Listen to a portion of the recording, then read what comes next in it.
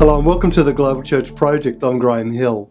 Since 2010, Kenny Dhanabalan has served as the Executive Director of EFICOR.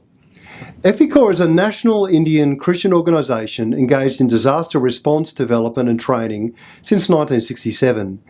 Kenny Dhanabalan has served among tribal communities and has vast experience in community development, disaster management and training various Christian leaders on integral and holistic mission.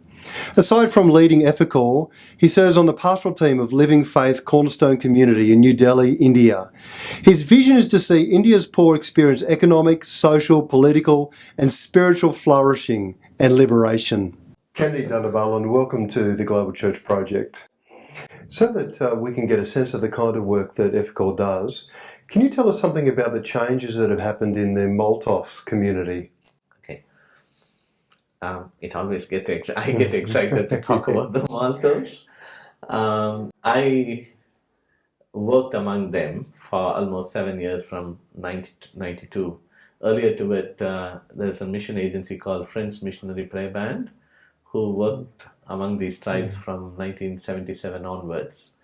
And they started to, some of the people accepted Christ from 1984 onwards, and that's the time 1992 they called me to come and work over there in that location for developing a socio-economic development programs. Now the Malto tribes, they are also called as Pahadias, which mean hill people, and they live on the hills. And the plain, there's another tribe, majority tribe, which is Santal, which they live there. And they exploit the Maltos. Not only them, the Bazar people, they call it, the other landlords, they also exploit these people, and they are a primitive tribe. And actually, Indian government call them as particularly vulnerable tribal group. It's a very primitive. When I went in 1992, I did a survey. At that period of time, the infant mortality rate was 252, and the literacy rate is just less than 1%. People were 11% of the people were affected by tuberculosis. 7% of the people were affected by a disease called visceral leishmaniasis. It's caused by a sandfly, just like a mosquito, and it affects the spleen. And this was about 7% of the people were affected. And then every family, at least one of or two of the members over there, every family, 2 times, 2 bouts of malaria they have faced. EFICOR also lost one of our staff for cerebral malaria in the same location. That's about more of the community with whom we worked with. Now, EFICOR, what it did was, when it went and worked over there, before I say it, there's one important thing which we did, it was bring in various mission agencies or Christian organizations to come and work over there, like Emmanuel Hospital Association, Compassion International. And so I brought in there to do a similar kind of work with all the resources, and I provided the coordination part of it, to have similarities and each one know what their roles kind of things to do it. And while EFICOR worked there, the first one what we did was developing a mother tongue literacy on their own language. There was not literacy material earlier. So we started with that, which resulted, at present I can claim, around 37% of the people are literate. Also, with the support of Compassion International, we supported a lot of children, and say about 7,000 to 8,000 children among the community had gone through this, and they are in good position. When I went over there, there were not even more than 3 people who have passed 10th standard. I can't find a degree holder, but there are now people who have studied law, who have studied nursing and working in different locations. We also did a community health program with our own knowledge, what we have it. EFICOR is not a health specialist as such, but we did a lot of health program over there because of the need. And then later brought in Emmanuel Hospital Association, who took up the work and then started to work on. But we did work under a child survival program. We did work in the whole district, help the government structures to be strengthened. Their staff were trained to take care of the maternal health of a lady as well as the child which is born. Prenatal and postnatal care for the woman has been given also. We also did skills training for their income, for their agriculture development, land leveling use of slope technology they call it, and also SRI technique to grow rice. You can't believe it. I couldn't believe it also. It's like they used to get about 60 bags of rice. It's about 600 kg of rice where they used to get it. They had an increase which is about 5 times. And earlier it was 600, now they get 3,000 kilos of rice in the same location where they used to get it. So the agriculture development part of it we did. We also did help them to get some training on how to access government schemes. There are laws which are there which they were not aware of, and so I can tell a lot of stories on it. I know one of the person who was trained, there is a Right to Information Act which India has, and as per the act, the person filed an RTI, Right to Information Act, and asked for details. Does our village deserve a bore well? And if it is not there, who has to be doing it? What to be done? Kind of a thing. When he filled up, within a month they came and drilled a bore well for them, and they provided a safe drinking water for them to drink.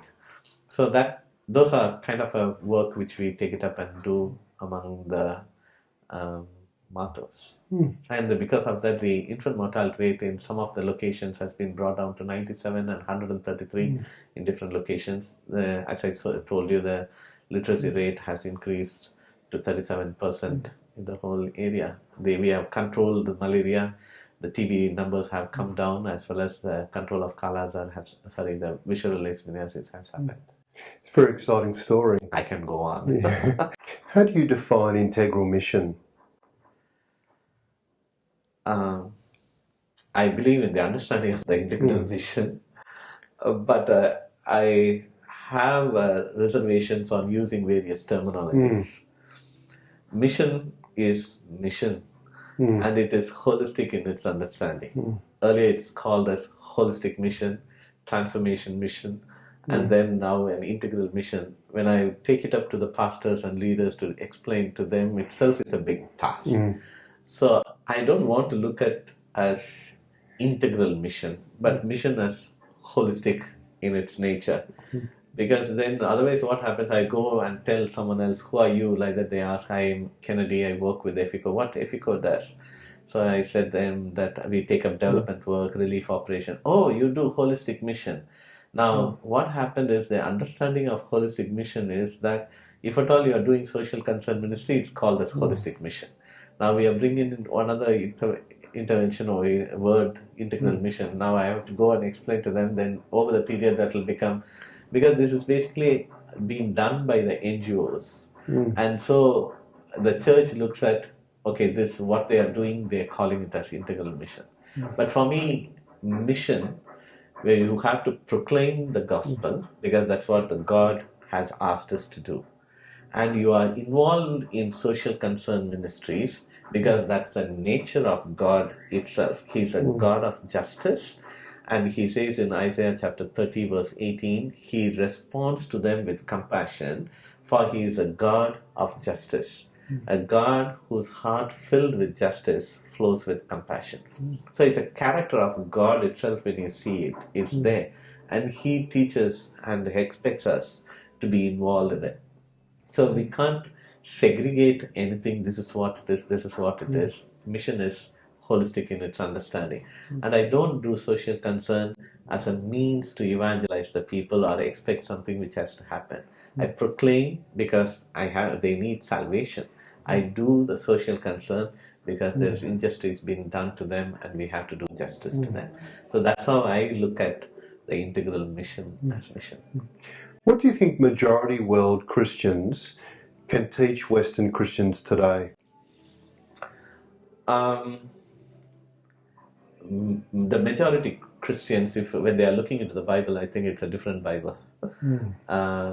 Sometime back I have seen it. If you are in the top of it, when you read the Bible, you think about the all the provisions which God has given you, and you want to thank God for the peace and tranquility which He has given to you as such. Like, but if you're in the bottom of the pyramid, where they are the poor, and when you read it, it actually transforms you and makes you to rejoice and think something else different.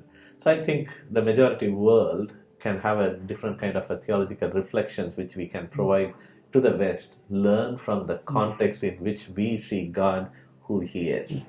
And so that's the one which He can do it. They can also give you models for responsible living. It's not only the West, definitely the majority world shows how we can care for the people. And I've seen one small village when we did a workshop on integral mission.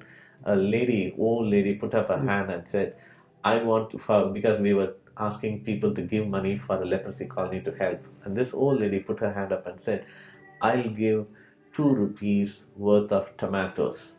Now, 2 rupees, 65 rupees is $1. So you can calculate how much is 2 rupees. A small penny of it, maybe 1 or 2 cents, we can talk about it. And the 2-cent money she wants to buy tomato and give. And everyone is saying, don't give, don't give.